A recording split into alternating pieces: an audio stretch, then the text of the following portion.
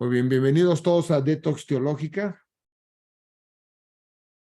en donde el propósito es desintoxicándonos para regresar a una teología reformada. Esta es la sesión 155 de Detox Teológica y estamos en la preintroducción,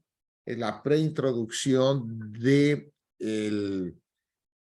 Apocalipsis. ¿Okay? Es parte de dar datos muy generales para poder tener un entendimiento más preciso, saber cuáles son los propósitos, cuántos tipos de interpretaciones existen y tener una estructura para poderlo entender, ¿ok? Porque normalmente hay demasiada confusión, especialmente en Apocalipsis.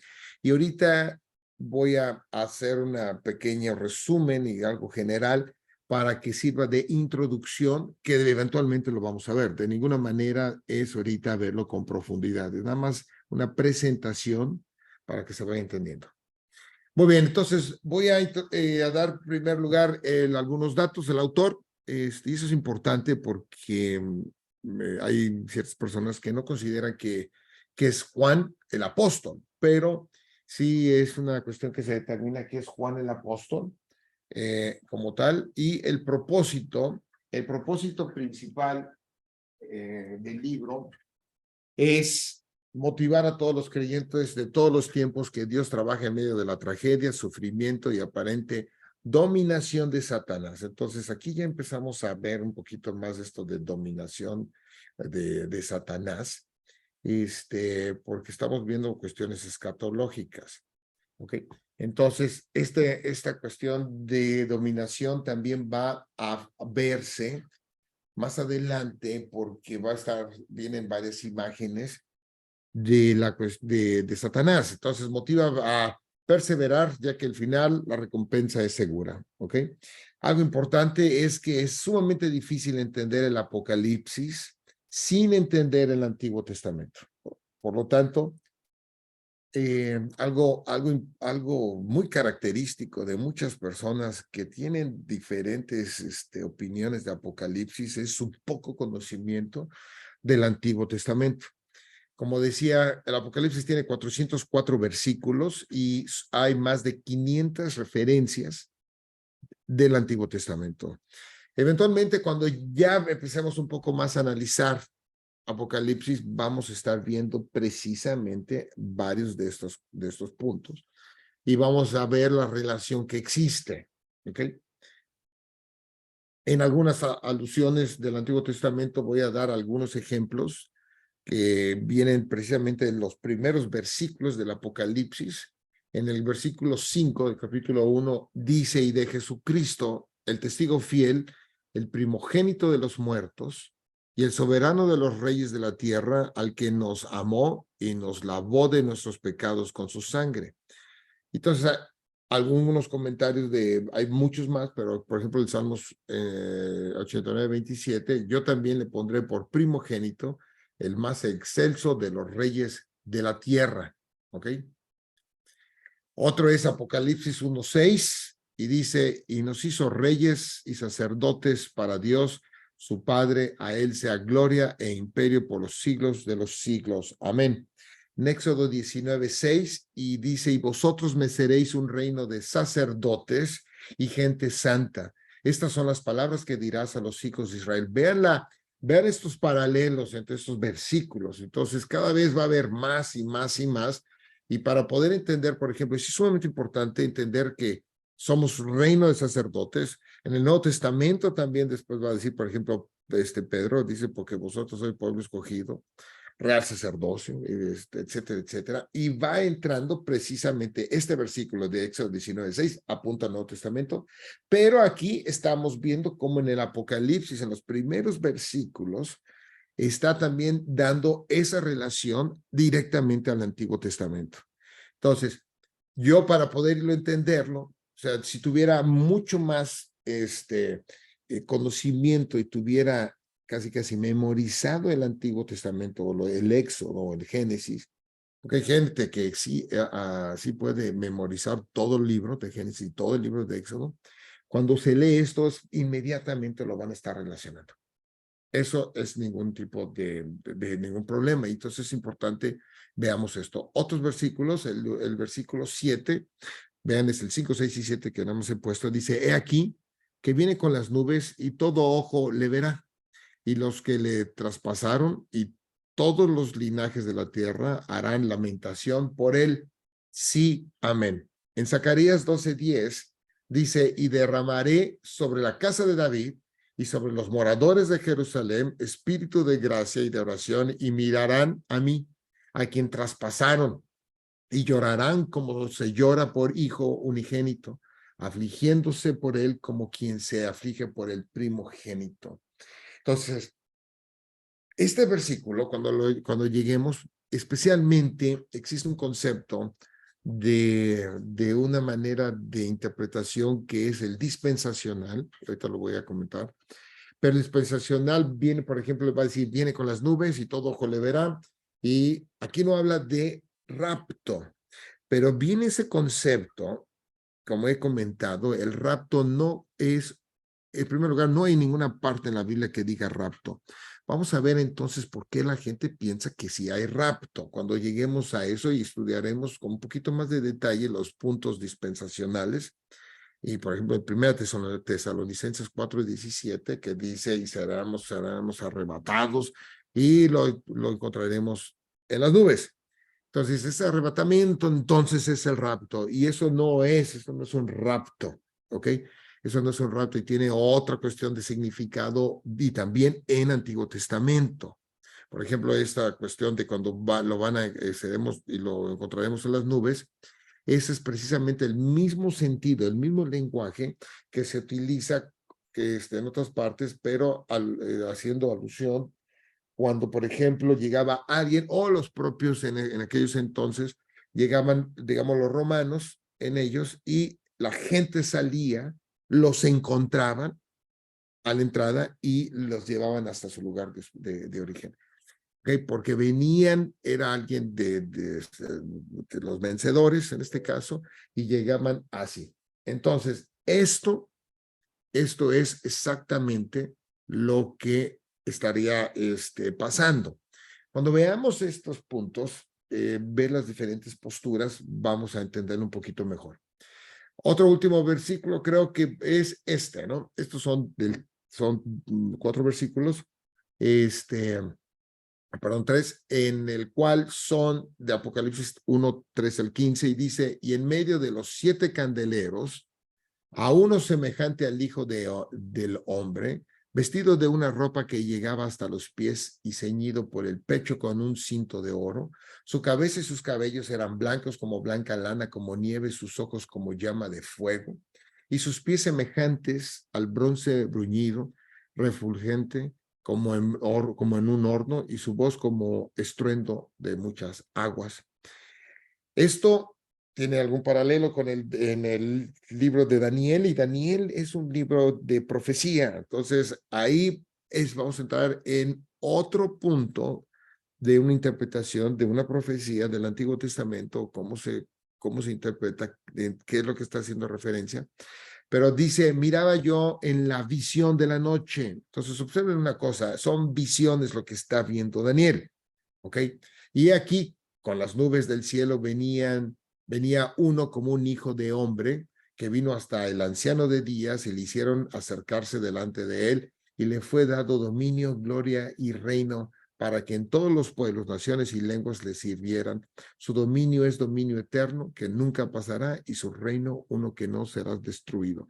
Ciertamente apunta al reino de Jesucristo, en tanto en uno como en el otro. O sea, habla semejante al Hijo del Hombre, vestido de ropas que llegaba hasta los pies, etcétera, etcétera. Entonces, hay un lenguaje especial que está utilizando el Apocalipsis. Entonces, tenemos que entender ese sentido de formato también de escritura. Sabemos que en la Biblia existen varios tipos de libros. Hay los históricos, los poéticos, están las cartas, hay los libros, hay pastorales, hay diferentes cuestiones. Entonces, por ejemplo, en los salmos, que hay más poesía, como dice, ante su presencia los cerros se derriten como cera. No quiere decir que está Dios y todo se va a derretir, ¿no? Es parte de hablar del poder que tiene la pura presencia de su santidad, así. Entonces, hay que entenderlo. Y en el Apocalipsis viene también varios, o sea, por mucho es lenguaje simbólico. Y aquí es una de las cosas que dice, ¿por qué entonces, en dónde dice que es simbólico y por qué lo tengo que leer en cuestión de simbolismo? Simplemente empezamos a leerlo, ¿no? Y más que nada, en el Apocalipsis, en el capítulo 1, como también estamos hablando a veces candelero, y habla el del centro, y ese centro, y el mismo capítulo dice, y este era Jesús, este es Jesucristo, y después son las otras iglesias. Entonces, está dando la propia interpretación. Sin embargo, dentro del primer versículo, ¿ok? Este es el primer versículo del capítulo 1, lo voy a leer y después les voy a explicar una cuestión de dónde dice que es una cuestión de una comunicación por medio de símbolos. Entonces dice, la revelación de Jesucristo que Dios le dio para manifestar a sus siervos las cosas que deben suceder pronto, y la declaró enviándola por medio de su ángel a su siervo Juan. Ok, entonces aquí en esta parte, si yo lo leo así, no estoy muy claro de dónde dice la cuestión de simbolismo, pero aquí hay un problema de traducción que se ha perdido. Entonces, como todo el Nuevo Testamento está escrito en griego, entonces si uno se va, y esto damos a manera de ejemplo, si uno se va un poquito, aquí está el griego, estas son de estas interlineales, son estas Biblias que tanto se puede leer en hebreo como se puede poner también en griego. Y si vemos aquí, estos son los números de una concordancia que son de Strong, ¿ok? Esta parte es la de Strong. Entonces, este es el Apocalipsis 1:1. Tendrá un poquito de diferencia porque está la traducción, dependiendo del español, dependiendo quién lo estaba traduciendo, pero aquí está habiendo esto, empieza a habla aquí de esclavos, en nuestra versión no dijo esclavos, pero si vemos más aquí, dice aquí, mostró por señales, habiéndolo enviado como emisario a través del mensajero. Recordemos que la palabra en el otro decía, aquí decía ángel, pero un ángel, angelus, ¿verdad? Porque sería, el angelus es el mensajero, pero aquí no le puso mensajero, en teoría aquí debería decir angelus, de ángel, pero ángel es mensajero y lo tradujo directamente como mensajero, porque los ángeles son mensajeros. Entonces, pero aquí vamos a ver, habiéndolo enviado como emisario a través del mensajero de él, a él, esclavo de él, a Juan. ¿Ok? Entonces, esa es la traducción, así como que estuviera palabra por palabra en el griego. Sin embargo, si vemos después, aquí viene un número en esta, que sería el 40, esta de aquí, 4591, y dice, mostró por señales, ¿ok? Y mostró por señales, dice aquí, y la declaró enviándola por medio de su ángel a su siervo Juan. Entonces, en esta parte que dice aquí, y la declaró, esa es precisamente esta, y mostró por señales. Entonces, y ahora yo me voy a ir, para como una concordancia, obviamente, digamos, a la de Strong, es muy famosa, la concordancia de Strong, y veo 4591, mostró por señales, que es la misma. Y esta mostró por señales, yo me voy aquí ahora al Strong, del griego, esta es ahora esta. Entonces, esta palabra se llama semaino, y la palabra semaino es precisamente una derivación incierta, dice indicar, señalar, dar a entender, informar o declarar. ¿Ok? Ese es semaino. Pero esto traducido en lo que se ve está dando por señales. Va a haber una comunicación utilizando símbolos. ¿Ok? Entonces, desde la primera parte directa, aunque no se ve aquí, y la declaró, aparte, y la declaró enviándola estas cosas, dice, para manifestar a sus siervos las cosas, sus siervos en otro pone esclavos, los esclavos, las cosas que deben suceder pronto, ¿ok?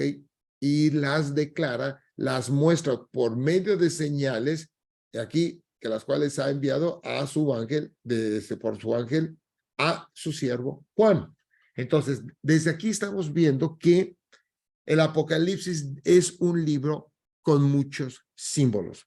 Y luego entra con la cuestión del candelero. Y después, por ejemplo, leíamos en una de las otras sesiones, como por ejemplo, en el Apocalipsis 12 habla de un dragón y el dragón después quiere ahí ahogar a un niño y todo. Entonces uno dice, pero espérame, aquí hay dragones, aquí hay esto. El propio después dice, y saldrá que tendrá un cuerno y tantos, quién sabe qué, etcétera. Eso es totalmente simbólico, ¿ok? Ese es uno de los puntos. Y esto es importante porque si yo empiezo a traducir, y ahorita voy a ver una cuestión directo, voy a cometer errores en traducción. ¿Ok? Y necesito tanto precisamente entender la simbología en términos del Antiguo Testamento. ¿Ok? Va a haber, por ejemplo, vienen las plagas, ¿ok? Vienen también la cuestión de qué significa el desierto, qué significa el mar, qué significa todas estas cosas que lo está utilizando. Porque vamos a hacer, por ejemplo, en el desierto. El desierto es donde Dios cuida al pueblo. Entonces es una cuestión de protección. El mar es la cuestión de los problemas, porque utiliza también a los problemas y en el mar, cuando cruzan el mar, huyendo de los egipcios, los mata. Entonces, esa es una cuestión también de juicio. Y si observamos cuando vienen los últimos capítulos en el último capítulo que tendremos cielo nuevo y tierra nueva, no habla de mar. Y no es de que no vaya a haber mar, simplemente que el mar tiene una interpretación específica, ¿ok? Pero no es lo que tiene que está diciendo. Está en términos de la simbología que se está apuntando hacia el otro lado. ¿Ok? Entonces, esa es una. Caminando entonces otra vez aquí, existen y viene estos, ahora hay dos puntos que sí quiero que tengamos un poquito más claro.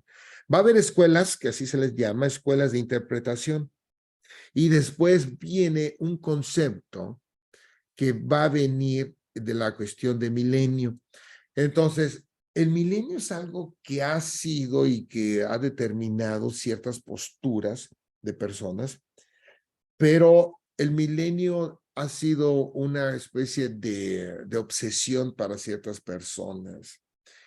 Y vamos a verlo un poco, pero sí es importante entenderlo porque ha sido de división. Pero entrando primero aquí de manera muy general, son estas escuelas que estamos viendo aquí, que son estas cuatro, que una es la preterista. Básicamente, ahorita es que todo lo que está hablando el Antiguo Testamento, el Apocalipsis, ya fue cumplido, ¿ok?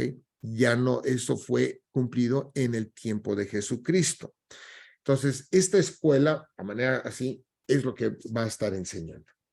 Me voy a saltar la idealista primero, pero la futurista viene también y viene de aquí en la cuestión de dispensacionalismo. El dispensacional tiene varias divisiones. No todos los dispensacionales piensan exactamente igual.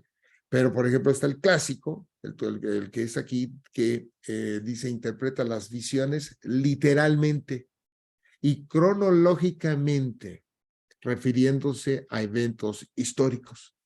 Entonces, aquí uno de los problemas es de que, a diferencia, por eso hay que leer este libro, ellos no siguen este paralelismo progresivo y vamos a verlo con más claridad, pero ellos ven que es un relato desde el capítulo 1 al capítulo 22, como que si fuera juntándose, pero esto no es así.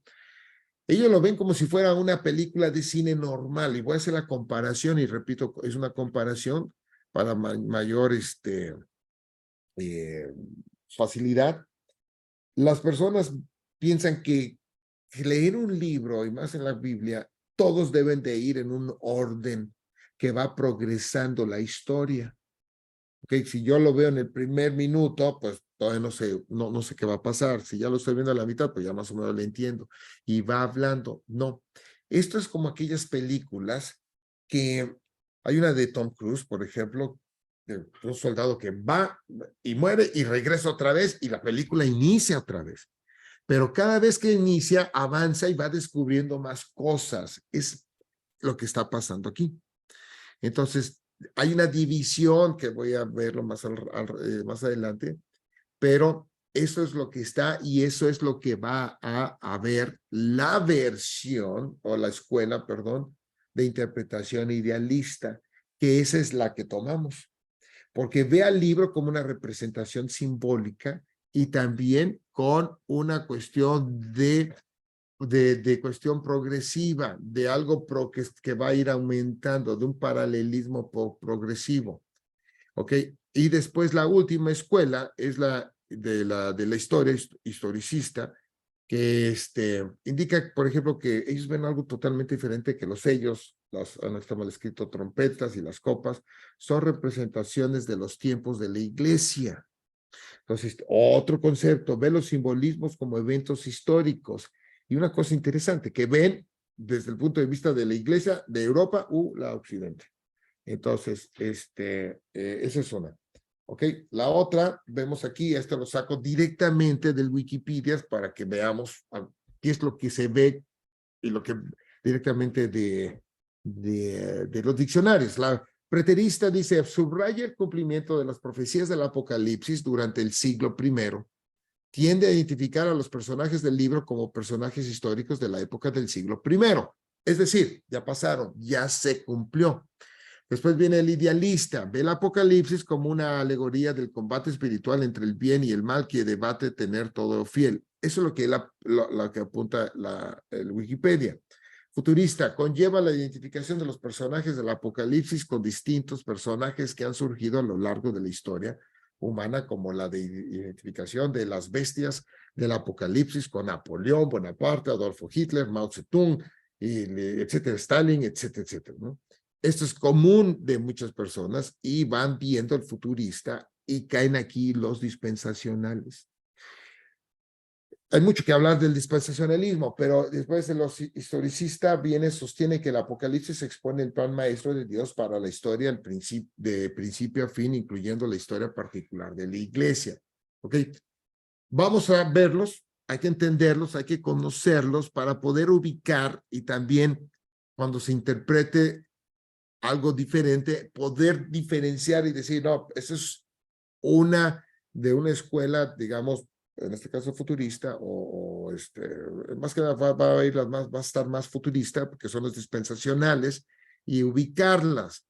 Ahora, para entender un poquito, ahora viene el concepto también, aparte de esto, del milenio. El milenio ha sido un problema en el sentido de divisiones porque ha sido una cuestión de obsesión. ¿Ok? En la parte donde habla del milenio va a ser en el Apocalipsis 20. Y en el Apocalipsis 20, ahí viene una cuestión, al principio dice, vi. Entonces, el hecho de que haya visto es ya en sí una visión.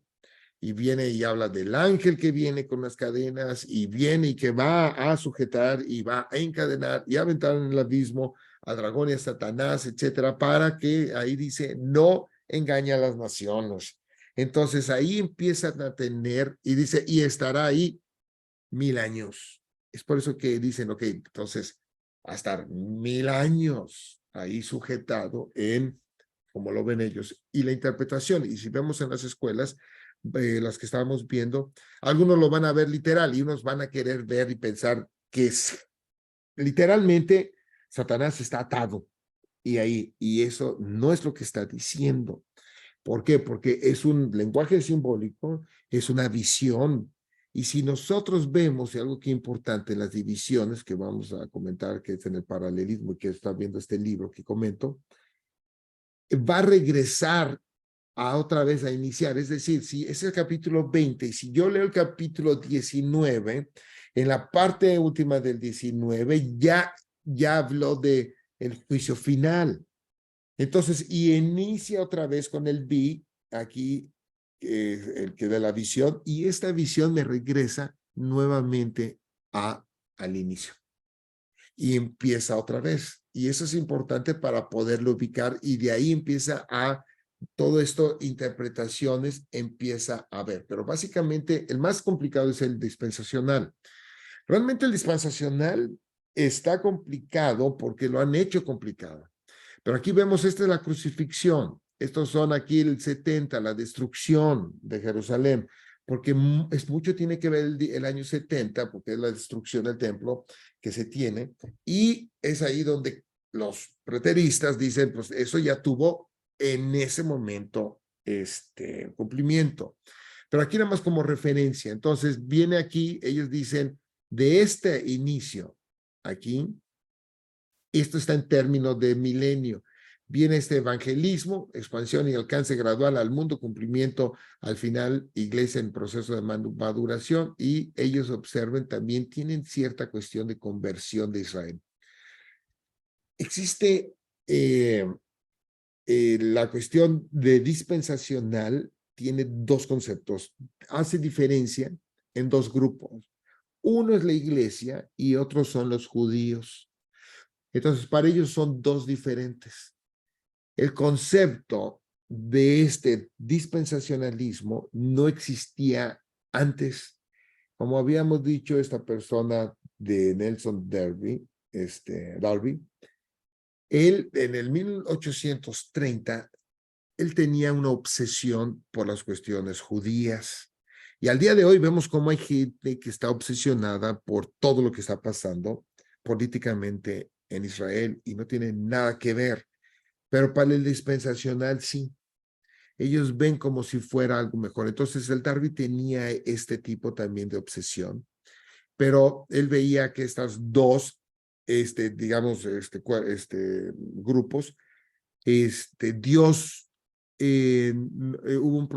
tuvo problemas, básicamente, y el plan era los judíos, pero salen las cuestiones de todos los otros no judíos, ¿ok? Que somos todos nosotros. Entonces después tiene ahora dos grupos, y la manera de tratar con uno y con otros sale entonces, no lo puede él diferenciar, no puede saber cómo lo va entonces a tomar, porque en teoría la atención era con Jesús, con el pueblo judío, de salvarlo, de que igual como pensaba Juan el Bautista. Por eso cuando Juan el Bautista estaba encarcelado, le manda a sus discípulos de Juan el Bautista a preguntarle a Jesucristo que si es él el que debía de venir, porque él estaba en la cárcel, y parte de esto es que los iba a liberar y él iba a reinar como tal. Entonces, viene una persona de un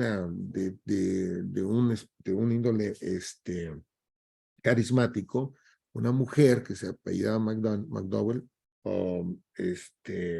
McDonald, ahorita no recuerdo exactamente el nombre, pero ella tiene una visión en su forma también típico carismático. Era un tiempo en 1800 donde se hablaba con lenguas y todo parecido también, aunque ahorita está un poco más degenerada, pero ella ve que Jesucristo viene y los rapta. Y cuando los rapta, se lleva a la iglesia, a todos los creyentes, pero después deja al pueblo judío que va a tratar con ellos. Entonces, ese es un concepto que utilizan. Y entonces aquí, como vemos, también existe este punto conversión de Israel. Ellos esperan que Israel es otro grupo que va a tratar Dios con ellos directamente, porque se cree que es su pueblo. Pero Pablo, pues digamos en Efesios, dice de dos pueblos hace uno. Y es por eso que ahora la iglesia y todo el Apocalipsis apunta nada más a uno, no a un grupo y a otro grupo. Y por eso también hay varios tipos de dispensacionales en los cuales no ve, algunos dicen es que no funciona que vengan dos grupos separados, sino que están juntos, pero al final los separa y salva de uno de un lado y otro de otra manera. Eso es lo que piensan ciertos dispensacionales progresistas, por ejemplo, ¿no? Entonces, después viene la conversión en el postmilenial y viene entonces, es antes del milenio, y aquí vengo estos 1000 años. Para ellos esos 1000 años son exactamente 1000 años, y no es así, ¿ok? Y después termina el milenio y viene la resurrección, la segunda venida y está la eternidad. Este es el esquema, así a manera general. Después de aquí viene, este es el de los premilenialistas, que son los dispensacionales. En la dispensación son tiempos, ¿ok? Y ellos manejan 7 tiempos. Pues ahorita estamos en la dispensación de la gracia para ellos, aunque eso es un concepto erróneo, porque la gracia siempre ha existido. Y el punto es desde el inicio. Cuando Adán peca, Dios no lo mata, no lo destruye. Y de hecho, cuando va caminando, dice, y va por el jardín y dice, ¿en dónde estás, Adán? Y como he comentado, no es que Dios no sepa, porque si preguntara y pensáramos así, entonces hay otras partes de la Biblia que dice que los ojos de Dios están en todas partes. No hay nadie que se pueda escapar de él. Si sube, si baja, si va abajo del mar, debajo de la tierra, a todo Dios ve. Entonces nadie se puede escapar. Entonces, ¿por qué pregunta? ¿En dónde estás, Adán? Porque esa es parte de la gracia, porque después los va a salvar. Ha tenido misericordia de ellos. Y por eso ellos se visten, al verse que han pecado, se visten de hojas. Y entonces, cuando eso sucede, ahora para que Dios los va a justificar, y la palabra de justificar teológicamente es cuando los viste, entonces después los viste de pieles, y cuando los viste de pieles hay un sacrificio, el sacrificio apunta a Cristo. Entonces todo está apuntando a Cristo desde el primer versículo, casi toda la creación va apuntando a Cristo.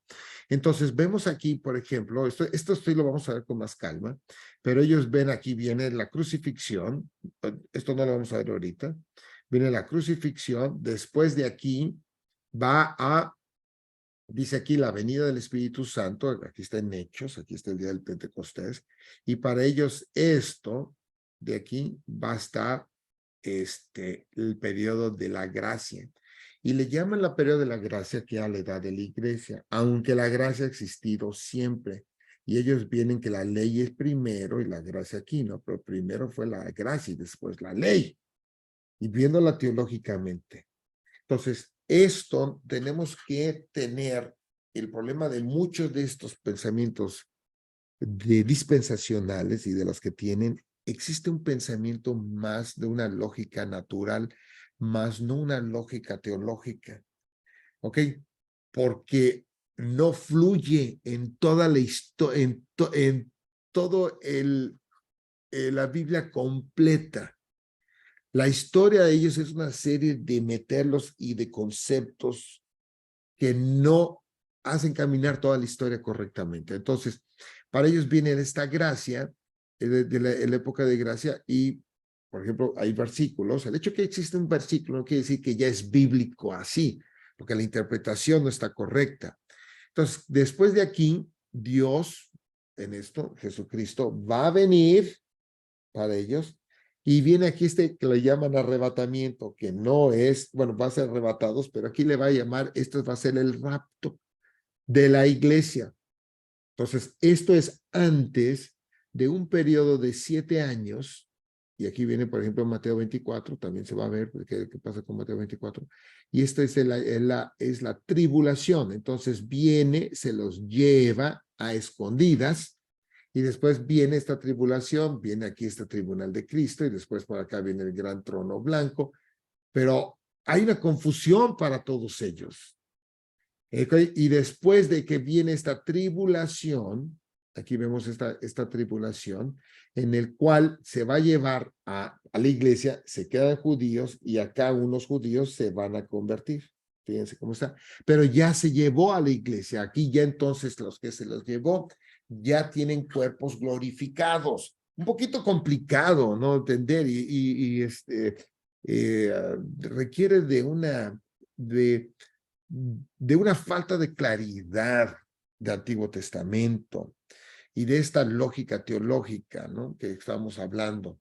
Y después de aquí, antes, dice, de que ya esté a todo el final, ellos empiezan y creen en un Armagedón. Y después del Armagedón es una gran guerra que ellos ponen. Esto no existe, esto tampoco, y esto tampoco. ¿Ok? Y lo vamos a ver. Y después pone que va a ser encarcelado Satanás 1000 años. Y después en este 1000 años, entonces va a venir el rey, esa por 1000 años, en el cual va a estar reinando Jesucristo con todos los que están aquí y con su iglesia, porque aquí es la segunda venida de Cristo. Y la iglesia que estaba va a habitar aquí también. Entonces, después, antes, se suelto Satanás, en Apocalipsis 20 dice, pero dice por un pequeño tiempo. Y este pequeño tiempo es esto, termina y viene el juicio final y viene la eternidad. A uno nos va a meter aquí castigo eterno, etcétera, etcétera. Pero esto obviamente castigo externo sí es, pero esto es el esquema del dispensacional, un poco complicado. Los amilenialistas, es decir, todos nosotros, bueno, los que pensamos como en una doctrina reformada, el dispensacional no es reformado. ¿Ok? Hay muchas iglesias que son protestantes, pero dispensacionales. Bautistas, por ejemplo.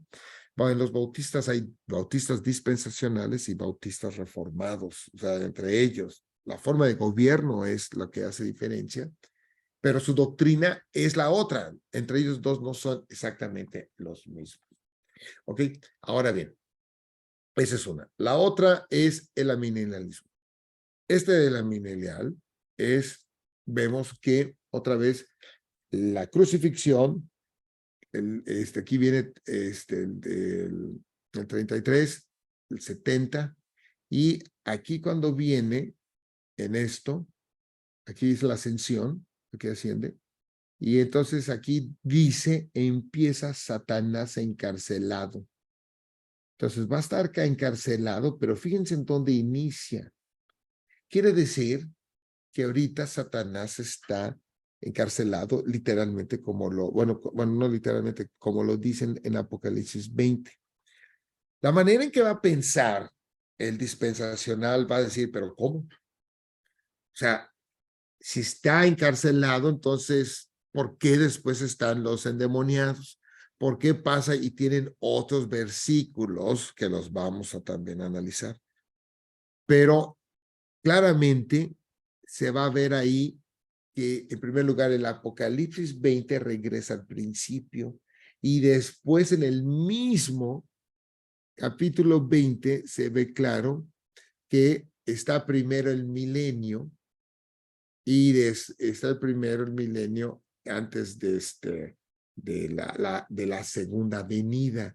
En el dispensacional ya tiene una venida aquí. O sea, está primero la venida y después el milenio y después otra venida. Ok, en teoría aquí Jesucristo asciende, baja el Espíritu Santo, viene Jesucristo aquí a la tierra, no a gobernar, la arrebata, pero es una venida. Y después viene, después para ellos, ahora sí, la segunda, pero aquí viene esta, y está bien aquí, ya la tercera, viene el 1000 años y viene el juicio para ellos. Para la milenialista viene, ahorita es Satanás aquí tiene, y vamos a ver cómo, si vemos, por ejemplo, unos versículos que dice que pues se han liberado gente con demoniada, y comenta porque esto se puede hacer porque el hombre fuerte ha sido atado.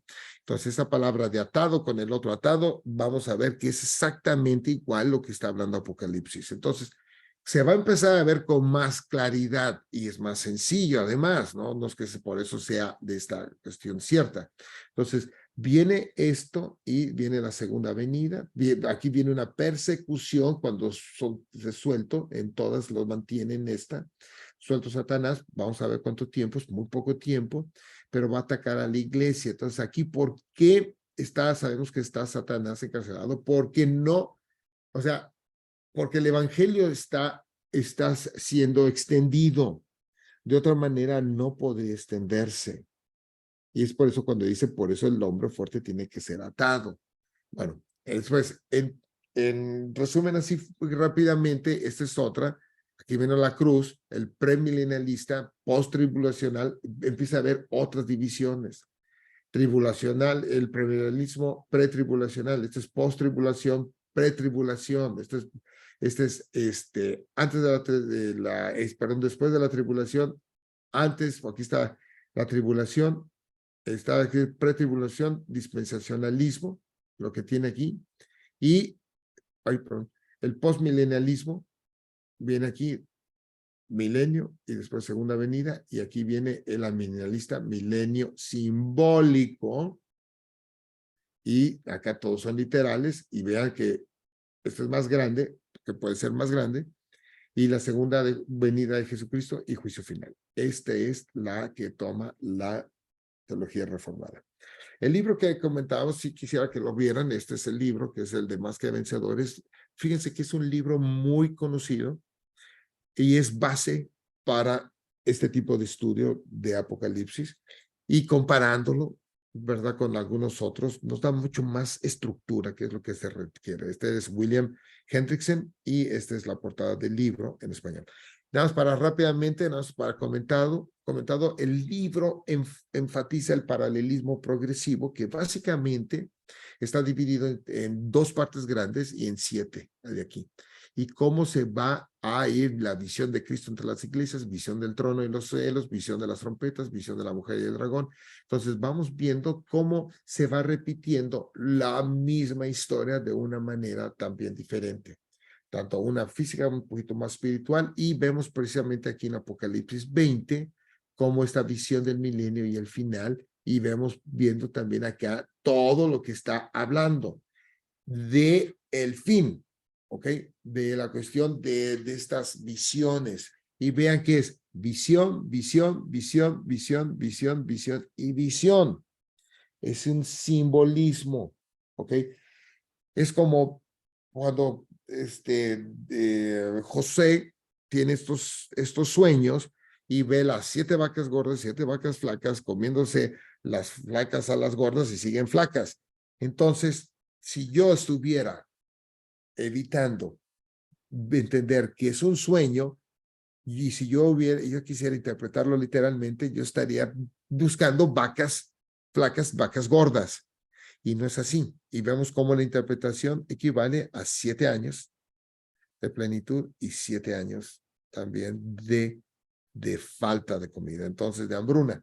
Entonces, esto es lo que va a estar hablando. Así que los invito a que vuelvan a checarlo, chequen las otras videos, y los estaría viendo ya con un poco más de material para la próxima sesión.